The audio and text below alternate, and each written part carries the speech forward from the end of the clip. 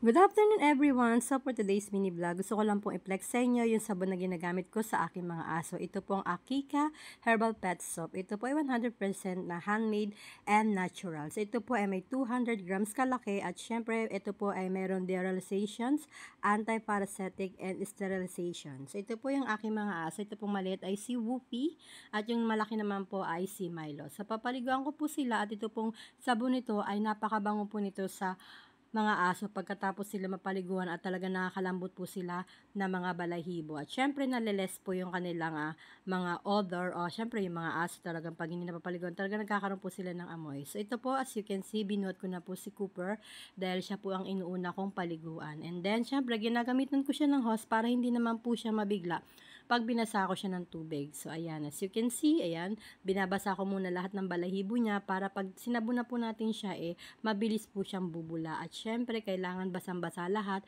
para talagang kapitan ng sabon yung kanyang mga balahibo. Kasi si Cooper talaga ay mabalahibo talaga tong aso ko kaysa dun sa dalawa. Yung dalawang aso ko pino yung kanilang mga balahibo. So, kaya ito si Cooper, tahimik naman siya pag pinapaliguan siya at wala siyang kapalag-palag. Kasi gustong-gusto talaga nila na maliligo. So, as you can see, ayan, nirarab ko na po yung sabon na Akika Herbal Pet Soap sa kanya. So, mabula po siya at mabango po talaga siya sa katawan ng aso. Ayan, inahalo ko po sa lahat ng balahibo niya, inuuna ko sa taas. Ayan, nirarab-rab ko po lahat yan. At syempre, babasahin pa po natin ng tubig ulit dahil makapal po yung balahibo ni Cooper. So, ayan, tahimik lang si Cooper dahil talagang favorite niya talagang maligo at talagang nasanay na rin siya.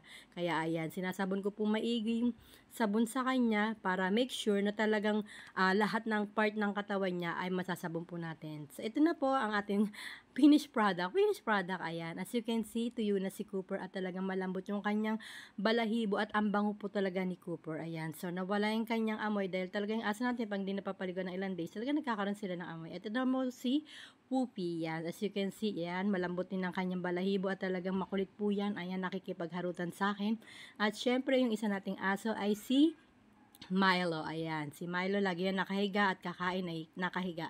Ayan, press ko na po ang ating mga aso at as you can see, ayan, fresh na po sila. At ito lang po ang aking mini vlog for today at available na pala to sa aking yellow basket, sa aking TikTok shop. And thank you for watching and please don't forget to follow me for more and please don't forget to subscribe to my YouTube channel, Lulu Andrade. And thank you very much and have a nice day. Bye-bye!